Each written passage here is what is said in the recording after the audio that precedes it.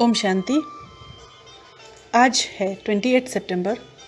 आज की मुरली का स्लोगन है, संतुष्ट मनी बनो तो प्रभु प्रिय, लोकप्रिय और स्वयं प्रिय बन जाएंगे।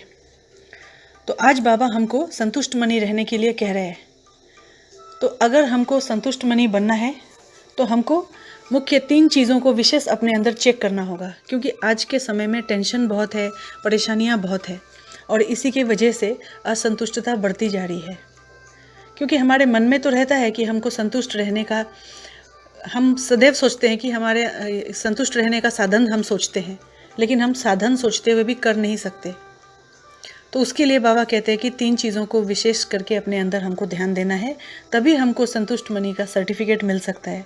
तो सबसे पहला है कि स्वयं से स्वयं संतुष्ट रहते हैं कि नहीं हम। क्योंकि अगर हम अपनी ही कमी कमज़ोरियों को देखकर उसी का चिंतन करेंगे और अपने अंदर अगर हमको लगता है कि ये विशेषता मेरे अंदर नहीं है, दूसरों को कंपेयर करते हैं और अपने अंदर उन चीज़ों का अगर हमको कमी लगता है तो हम सोचते हैं हमारे अंदर यह विशेषता नहीं है। तो ऐसा सोचना माना ही स्वयं से स्वयं संतुष्ट नहीं है। क्योंकि बाबा ने हम सभी बच्चों को अपने अपनी अनुसार ही, हम सभी में अंदर कोई ना कोई विशेषता जरूर है, तभी बाबा ने हम बच्चों को अपना बनाया है। तो हमको सदैव अपनी विशेषताओं को पहचानना चाहिए और जो कमी है उसको दूर करना चाहिए। तो इसलिए बाबा कहते हैं कि सबसे पहले तो हमको यह देखना है कि हम स्वयं से स्वयं संतुष्ट रहते हैं कि नहीं। फिर दूसरी चीज़ है कि हम सेवा में संतुष्ट रहते हैं कि नहीं। क्योंकि सेवा में संतुष्ट हम तभी रह सकते हैं जब हमारे अंदर निमित्त और निर्माणता की भाव हो। अगर हम कोई भी सेवा करने जाते हैं और उसको हम मैं और मेरेपन के भाव से करते हैं और निमित्तपन ही उड़ जाता है अगर उस सेवा में, तो हम कभी भी संतुष्ट नहीं रह सकते। पर अगर हम एक बाबा की याद में सेवा करें निमित्त भाव से, तो चाहे सेवा का जो भी परिणाम हो, हमें उसमें कोई परेशानी नहीं होगी। हम उसको बड़ी आसानी से स्वीकार कर लेंगे, चाहे जो भी उसका फल हो। तो बाबा कहते हैं कि हमको ये चेक करना है कि हम सेवा में संतुष्ट रहते हैं कि नहीं। और फिर तीसरा हमको देखना है कि संबंधों में संतुष्ट रहना। अगर हमारे संबंध संपर्क के लोग जो भी हमसे मिलते हैं, उठते बैठते हैं हमारे साथ, अगर हम उनसे संतुष्ट नहीं रहते, उनकी कमियों को देखकर सदैव हम यही चिंतन करते हैं और सदैव सोचते हैं कि यह ऐसा है, ये ऐसा ही रहेगा, तो इस प्रकार से जब हम चिंतन करते हैं या इस प्रकार से हम इस नज़रिए से जब हम दूसरों को देखते हैं, तो इसका मतलब है कि हम संबंधों में संतुष्ट नहीं रहते। तो बाबा कहते हैं कि पहले स्वयं से, फिर सेवा से और संबंध में संतुष्ट रहो, तभी संतुष्टता की विशेषता वाले कहलाएंगे, या फिर हमको संतुष्ट मनी का सर्टिफिकेट मिल सकता है। तो अपने आप से, सेवा से और साथियों से, यह तीनों सर्टिफिकेट के लिए हमको संतुष्ट मनी बनना पड़ेगा। तो बाबा कहते हैं कि जो संतुष्ट मनी आत्माएं हैं, उनको कभी भी किसी भी प्रकार से अपने संस्कारों से, वायुमंडल के प्रभाव से और व्यक्तियों से कभी भी किसी भी प्रकार की असंतुष्टता हो ही नहीं सकती। ये उनकी विशेषता होगी। संतुष्ट मनियाँ अपनी संतुष्टता की विशेषता को कभी नहीं छोड़ेंगे, चाहे कैसी भी परिस्थिति हो। तो जो संतुष्ट आत्मा रहेंगे वो सदा प्रसन्नचित रहेंगे। उनके मन में कभी भी किसी भी प्रकार की डाउट, क्या, क्यों, क्वेश्चंस नहीं होगा, प्रश्न होगा ही नहीं उनके मन में। वह सदैव प्रसन्नचित होंगे। तो जो प्रसन्नचित होता है वह कभी भी प्रश्नचित नहीं होता। उनका तो सदैव यही पुरुषार्थ रहता है कि चाहे किसी भी प्रकार का कोई भी प्रश्न क्यों ना आए जीवन में, लेकिन सदैव डॉट को वो याद रखते हैं। डॉट अर्थात फुल स्टॉप लगाना। हर बात को 1 सेकंड में विस्तार और 1 सेकंड में सार करने की उनकी विशेषता होती है। वो चाहे कितनी भी बड़ी क्यों ना बात हो जाए, पर वो कभी भी किसी भी झरमुई झगमुई में नहीं रहते। वो सदैव फुल स्टॉप लगाने के बारे में सोचते हैं। तो अब हमको ऐसा सोचना है कि क्या हम बच्चे ऐसी संतुष्ट मनियाँ हैं कि नहीं।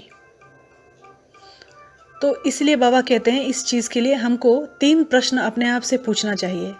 पहला प्रश्न तो यह है कि स्वयं से, अर्थात स्वयं के पुरुषार्थ से, स्वयं के संस्कार परिवर्तन के पुरुषार्थ से और स्वयं के पुरुषार्थ की परसेंटेज में क्या हम सदैव संतुष्ट रहते हैं। ये बाबा हमको कहते हैं अपने आप से पूछो, पहला प्रश्न।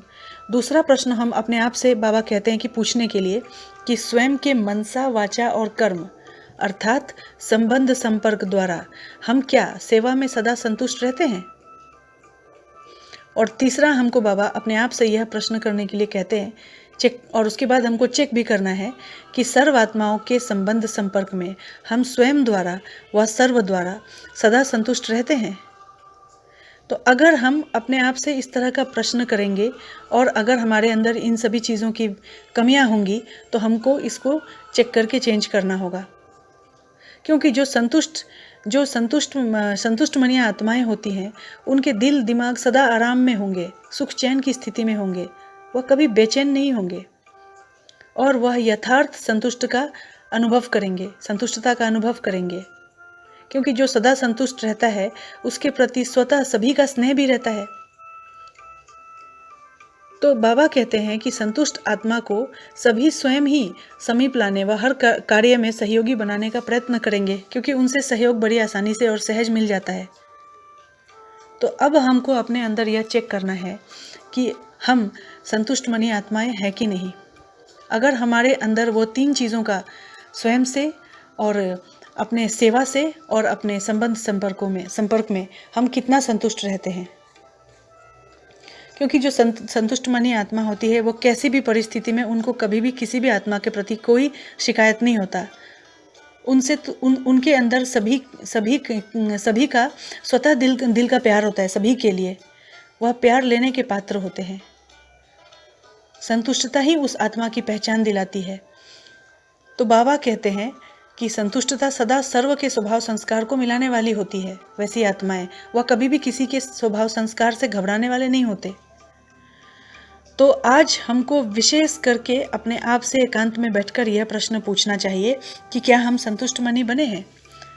क्योंकि अगर हम संतुष्ट मनी होंगे तो हम स्वतः ही प्रभु के अर्थात बाबा के प्रिय, लोगों के प्रिय और स्वयं के प्रिय स्वतः ही बन जाएंगे। उसके लिए हमको कुछ करना नहीं पड़ेगा, क्योंकि संतुष्टता की विशेषता के कारण ये तीनों चीज़ें हमारे जीवन में स्वतः ही ऐड हो जाएंगी। तब हम बन जाएंगे प्रभु प्रिय, लोक प्रिय और स्वयं प्रिय। ओम शांति।